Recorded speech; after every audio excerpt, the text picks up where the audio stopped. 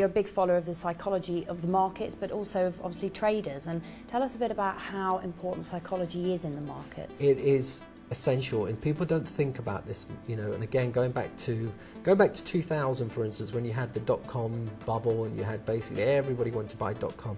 You see, nothing is new in markets. It's all about greed and fear. People are either greedy or they've got fear and they're scared, and they go between those two emotions. And you can go back hundreds of years and go back to the tulip bulbs, and people were trading tulip bulbs, and people were buying a red bulb or a black tulip bulb or whatever for the price of a house, and then eventually it all crashed out, of course. We've seen that time and time again repeat. And this is back to how, you know, when I got in touch with Jim Rogers in the commodities market, you know, I was very young in the 70s, so, you know, I wasn't there, but we'd seen these booms in gold before and commodities, so things cycle, you know, things cycle in 20, 25 years, things come back, it's like fashions. But yeah, going back to psychology, it's 80% psychology, 20% mechanics. Some of you may have heard of Tony Robbins, and he trains quite a few top traders, and he actually, you know, he coined it basically. He actually, you know, he coined it basically. 80% is the psychology, 20% the mechanics. It's not the how do you buy this or when the moving average crosses and all the rest of it. The truth is, most people, they can't follow the rules. You know, they've got to realise that, like, you know, like you say, it's all about people. Markets are people. They're not rational. You know, a stock doesn't go, or oil doesn't go from $50 to $150 because it's facts or fundamentals. It's psychology. Psychology makes things basically go up and makes them come back down again.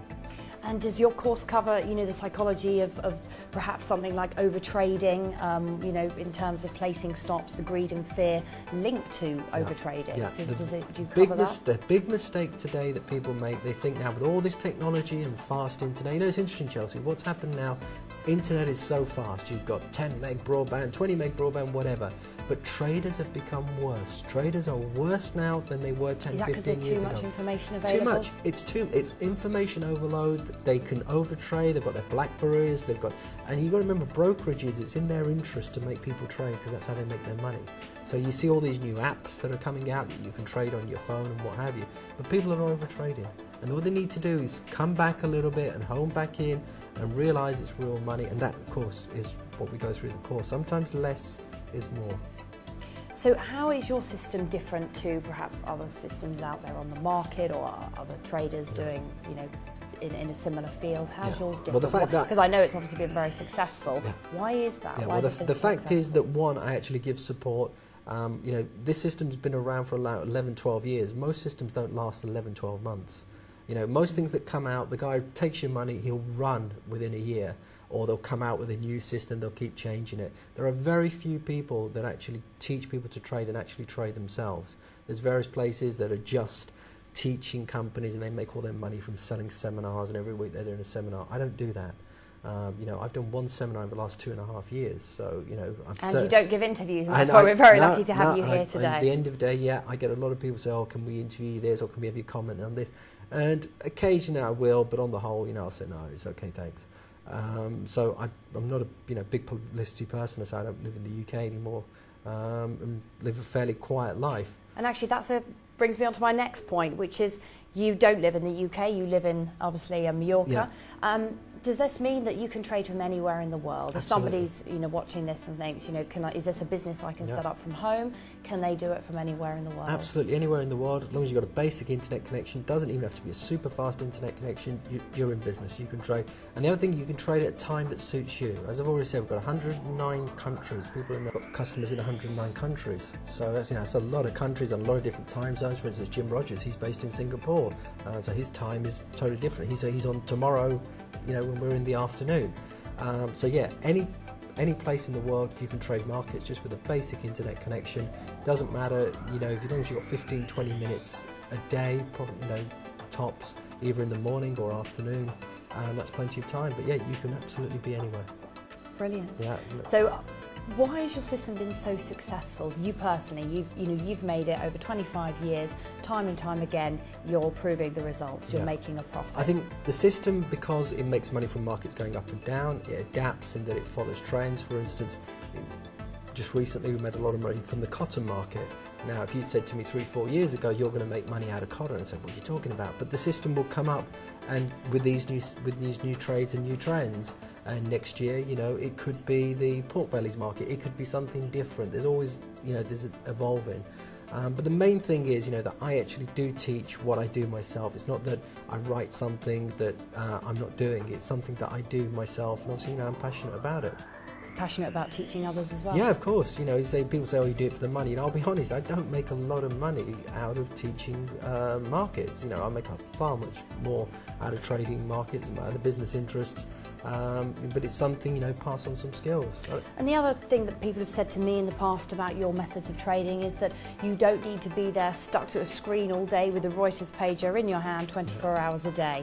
You know, it's really about, you know, not so much longer term trading, but it's, you know, it's obviously a different way of trading. Yeah, the media has this image that I've got 14 screens and I'm watching it, you know, all day long. That's just not me at all. And of course, you've got to remember that's what media and television likes to portray, because it sounds exciting.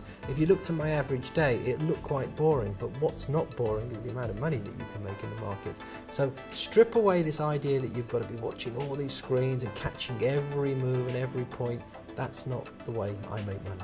And is it technically trading, or is it fundamentally trading? It is technical trading, but you've got to be careful when you talk about technical trading, because a lot of people have made it far more complicated than it should be. You know, the thing that I'm really doing is basically with price and price channels. I'm not getting into fancy indicators and Elliott waves and various other things. But really it's price and trend based. That's the easiest way to put it. And of course you've done all the research there already, so... Yeah, pretty much done the research. The other thing that I use, which isn't really covered a lot, is seasonality. We look at patterns, and back to psychology, you know. People on a sunny day want to eat ice cream. They don't want to eat hot soup. Well, that's the same in financial markets. There's certain times of the year when, you know, there's certain markets are doing better than others. And your back-tested data has obviously exactly, shown brought that up, and it's time and time again, and it repeats. So any tips for what's going on in 2011, 2012? I think rather than give tips, and as I say, I'm not a tipster, I think we've got some interesting opportunities in commodities. You know, we can make money from either markets, but I say, you know, if there's one tip I could give, and I'm not just saying this because, you know, I have a course, is get some good training, get some sound advice. Don't get too caught up in technology, but as I say, you know, the one tip I'd say is, you know, learn to do this properly. Don't just go and be a reckless gambler. Invest some time and education into what you're doing. It'll be money well spent, you know, as I say, and it'll pay off time and time again. Or you've got the choice. You want to go on the internet, go to chat rooms, go and buy cheap courses and what have you. You'll be here in 25 years' time, and you'll still be trying to, you know, wonder why it won't work. Whereas yours is your own method that you still use now. Exactly. So if anyone's watching this and they are interested in spread betting, any tips for the beginner spread better? Start small, build up. As I say, get some sort of foundation, get some education. You know, I started off very, very small. I built up, I compounded. But as I say, that's the best thing I would say. You know, start small, build up. Don't expect it all to work. Don't worry if some of the trades don't work. You know, many people that get down because their first trade hasn't worked. You know, we don't need the majority of our trades to make money. If just a few, 3-4 trades out of 10 make money and the rest lose money, as long as they're small, that's the important thing, that you know, the losses are small, you can more than come out ahead. Great. So Vince, how can anyone who's thinking about starting trading get in touch with you?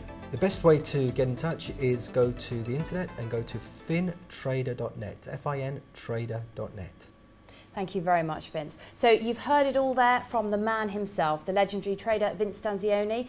And if you want to find out more information, then don't forget, do log on to his website, fintrader.net, to find out all the research and tools for your trading. Thank you for watching.